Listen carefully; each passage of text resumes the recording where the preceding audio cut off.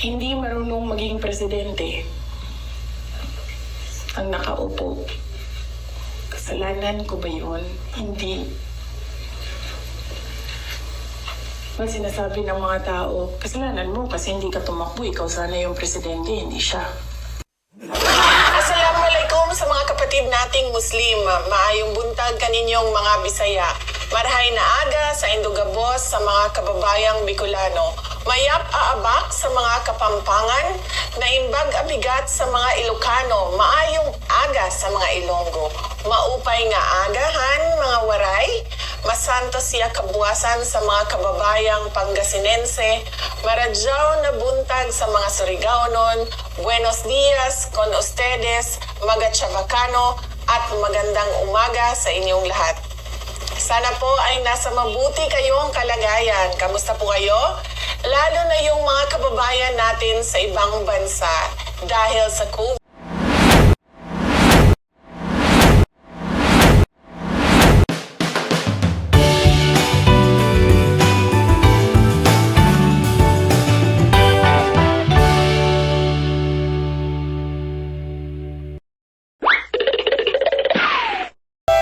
Sara Zimmerman Duterte is a Filipino politician and lawyer. She is popularly known in the Philippines as Inday Sara. The nickname Inday means beloved in the Visayan language. In her baptism records, her name is Sara Vicenta, in honor of her grandfather, Vicente. She is the second child of Rodrigo Roa Duterte, the 16th President of the Republic of the Philippines, and Elizabeth Zimmerman Duterte, a former flight attendant and teacher. Sara is the first ever elected woman and the youngest vice mayor and mayor of Davao City. Her life is profoundly backdropped by her family's long history in politics and public service. Her socio-political acumen and leadership skills have been sharpened by the Duterte family's tradition of working in the government and serving the people.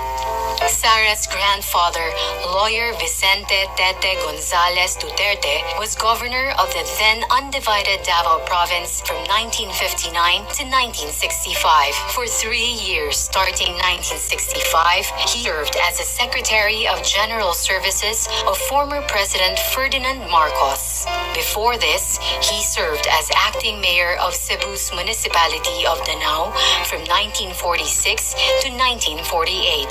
Sara's Lolo Tete was a man remembered by many for his humility and magnanimity. Her grandmother, Soledad Gonzales Roa, was an educator who established a foundation in Davao City that served indigenous people's children needing education.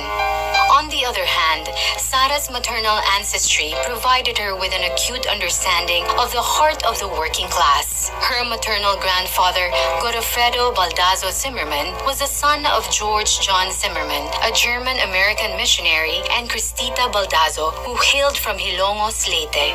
Her Lolo Godo worked his way up from crew to ship captain.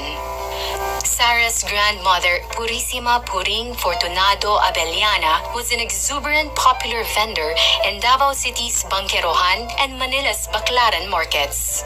Puring's roots are traced back to Tuburan, Cebu, and is said to be a putative descendant of Hari Tupas, the son-in-law of Hari Humabon.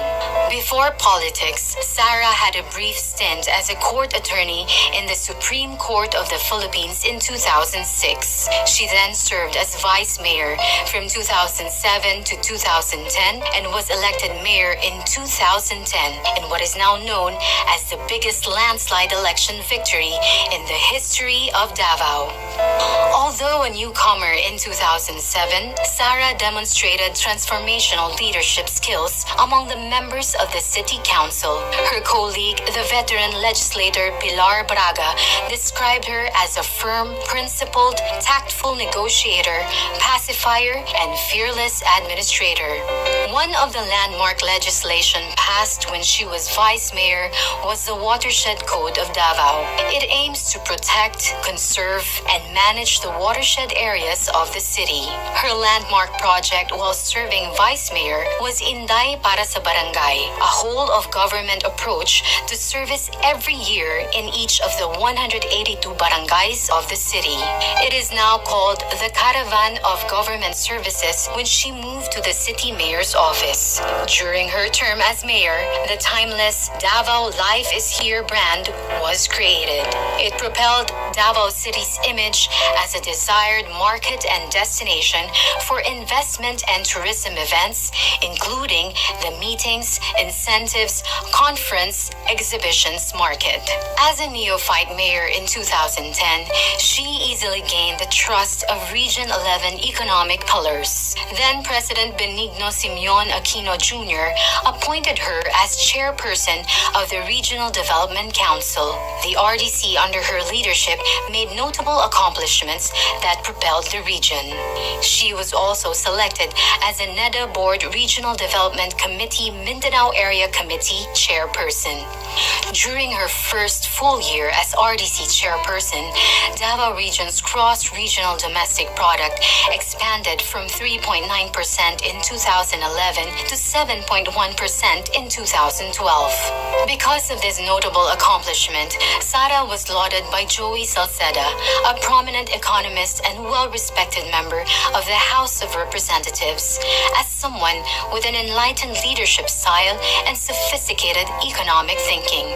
Under Sara's leadership, Davao City soared to greater heights and emerged as a premier city in Mindanao.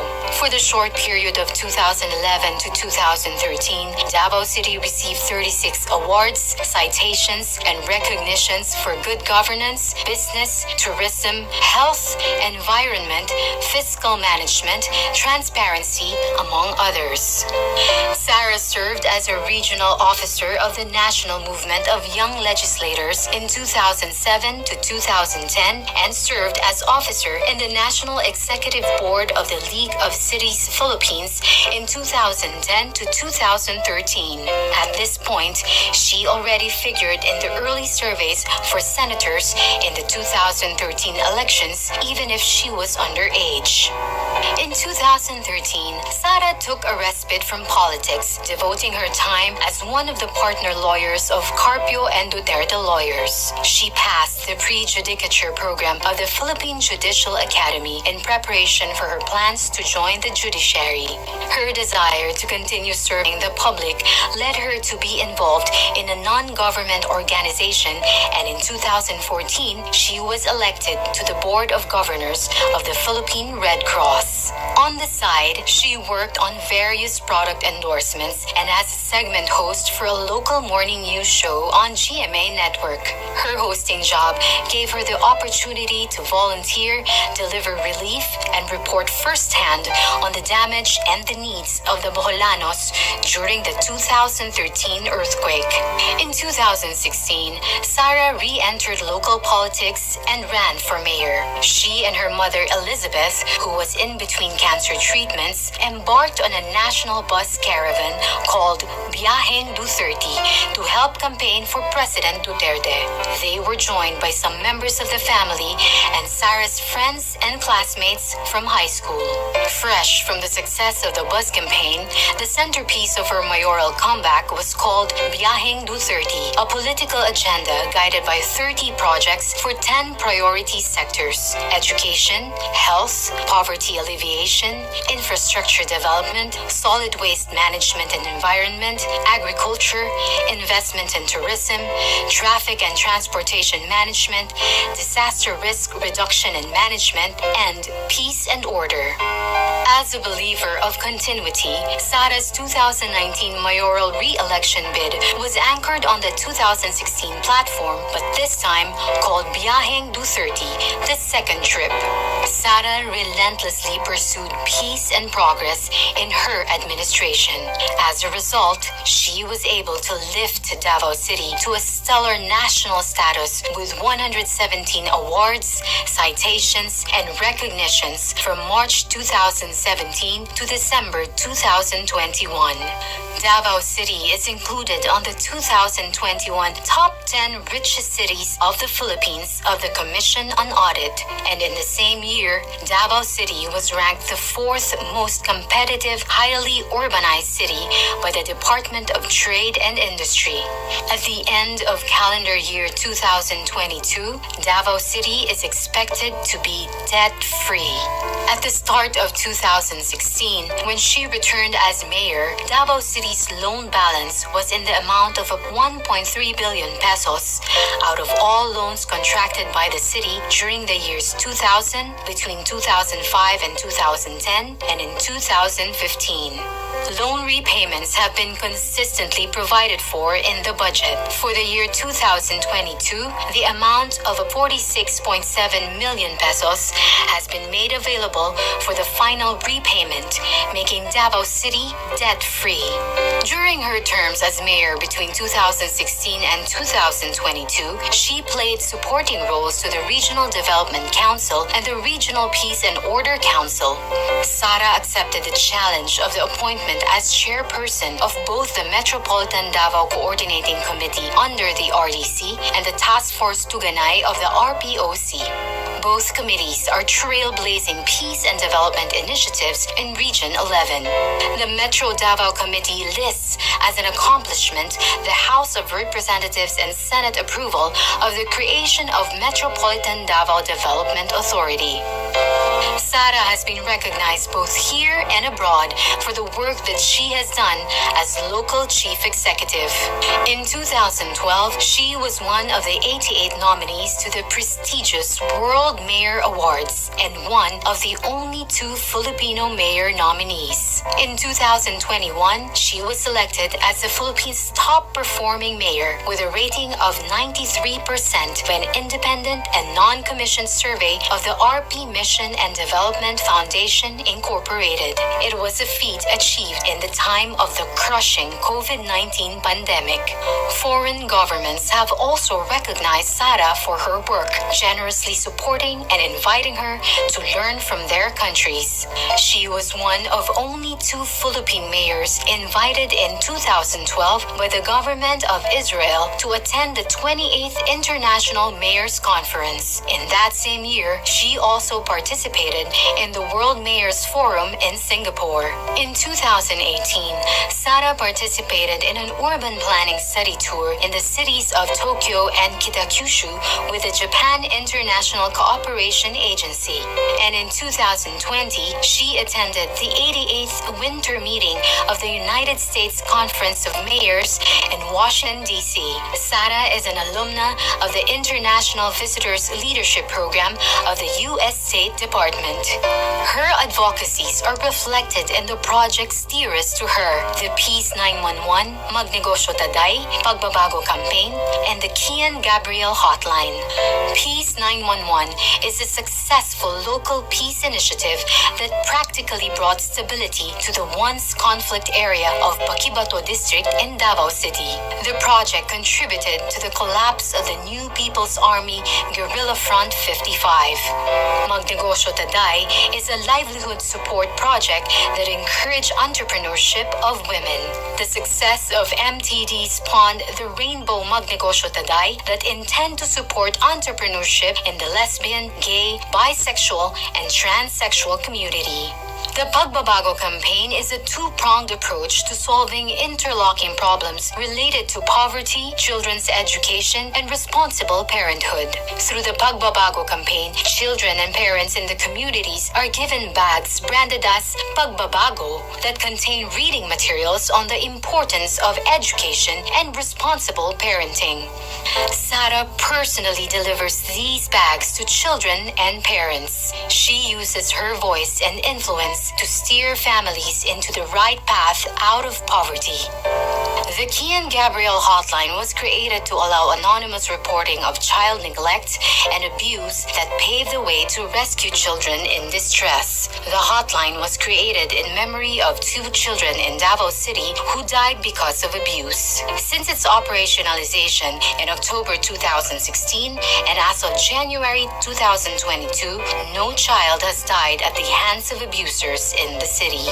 In 2018, Sara led the creation of Hugpong ng Pagbabago, a region-wide political party aimed at creating a strong, peaceful, and developed region that can become a symbol of hope for our country's progress. Just like in 2016, she also went around the country in 2019, but this time on her favorite big bike, a 900cc Yamaha XSR, she fondly named Ella to help campaign for senator candidates. In November 2021, Sara took her oath as a member of the Lakas Christian Muslim Democrats National Party. Sara is currently the chairperson of both the HNP and Lakas CMD. Sara is an adopted member of the Philippine Military Academy Maharlika class of 1984 and the Philippine National Police Academy Tagapagkalinga class of 1991. She is a member of the Philippine Coast Guard Auxiliary and the Armed Forces of the Philippines Army Reserve Command. She holds the rank of colonel and is currently the Assistant Brigade Commander of the 2202nd Ready Reserve Combined Arms Brigade, Philippine Army. She has received several medals, ribbons, badges, and citations for her work in Davao in support of the Armed Forces of the Philippines. She also received a presidential award from former President Benigno Simeon Aquino Jr. and the Philippine Commission for the Urban Poor in December 2011. And in August 2021, Sara was celebrated by Asia Pacific Luminaire Awards as someone who has contributed to the creation of a brighter future. Sara is a Bachelor of Science in Respiratory Therapy graduate from the San Pedro College in Davao City. She received her Juris Doctor degree from the San Sebastian College Recoletos in the city of Manila.